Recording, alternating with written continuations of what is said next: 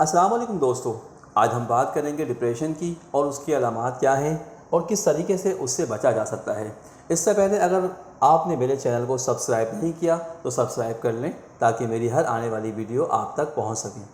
دوستو، ڈپریشن ایک ذہنی بیماری ہے جس کی وجہ سے لوگ مایوسی اور اداسی کا شکار ہو جاتے ہیں۔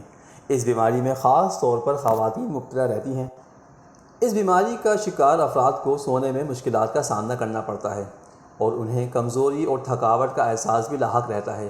اگر ڈپریشن شدت اختیار کر جائے تو کچھ لوگ خودکشی بھی کر لیتے ہیں۔ ڈپریشن کو عام طور پر مختلف اقسام میں تقسیم کیا جاتا ہے، یعنی لمبے عرصے کے لیے طاری رہنے والی اداسی کو ڈپریشن کی سب سے عام قسم سمجھا جاتا ہے۔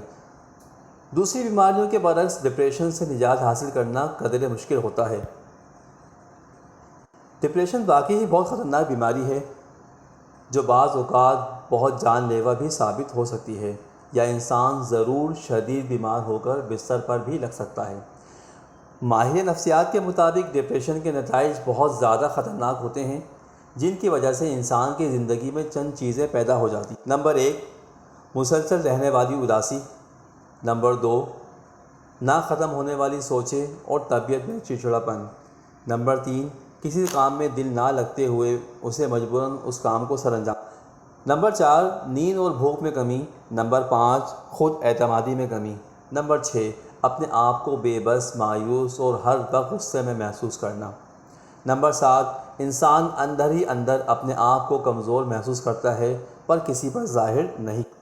جہاں ڈپریشن کے بے شمار وجوہات ہوتی ہیں، وہاں پر ایک حیرت انگیز وجہ یہ بھی ہے کہ ڈپریشن کا 80% ذمہ دار انسان خود ہوتا ہے۔ انسان اپنے روزمرہ کے کاموں میں تحمل پیدا کر کے اپنی زندگی سے بآسانی ڈپریشن کو دور کر سکتا ہے۔ عام طور پر گھریلو خواتین میں یہ عادت پائی جاتی ہے کہ وہ ایک ہی وقت میں 3 سے 4 کام کر رہی ہوتی ہیں، یعنی خواتین اگر خود اپنے روزمرہ کے کاموں کا جائزہ لیں تو وہ بآسانی اس بات کو سمجھ سکتی ہیں، کیونکہ اکثر خواتین کو دیکھا گیا ہے کہ وہ بہت مہارت کے ساتھ گھر کے کئی کاموں کو سر انجام دے رہی ہوتی ہیں۔ یہی خواتین ایک ہی وقت میں اپنے بچوں کی دیکھ بھال کے ساتھ ساتھ کچن میں کھانا بنانا، روٹی پکانا، گھر کی صفائی کرنا، یہاں تک کہ بعض اوقات انہی کاموں کے ساتھ ساتھ گھر کے کپڑے بھی دھو رہی ہوتی ہیں۔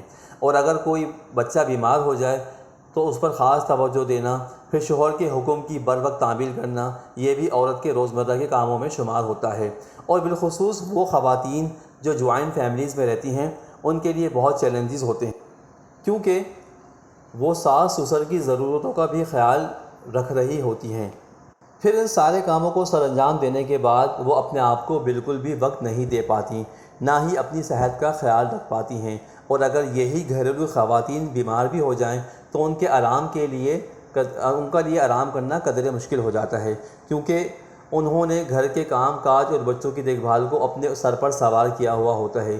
یہی وجہ ہے کہ اوسطاً مرد کے مقابلے میں خواتین میں ڈپریشن زیادہ پایا جاتا ہے، اور وہ ساری بیماریاں جن کا تذکرہ پہلے کیا جا چکا ہے، وہ تمام بیماریاں خواتین میں پائی جاتی ہیں، یعنی نیند کا نہ آنا، جسمانی تھکاوٹ، چڑچڑاپن، بھوک کا نہ لگنا وغیرہ وغیرہ۔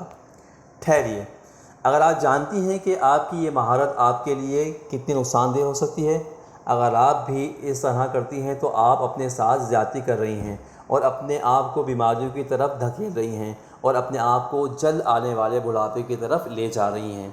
آپ کی صحت بہت قیمتی ہے، آپ کے لیے اور آپ کی فیملی کے لیے، لہٰذا اپنی صحت کا خاص خیال رکھیں۔ کوشش کریں ایک وقت میں صرف ایک ہی کام کو سر انجام دیں اور ایک وقت میں صرف ایک ہی کام کریں، اور اپنے اندر کسی کام کو اپنے ذہن پر سوار مت کریں۔ اس طرح آپ کی صحت اور زندگی کو نقصان پہنچ سکتا ہے، کیونکہ آپ کی زندگی بہت قیمتی ہے۔ السلام علیکم۔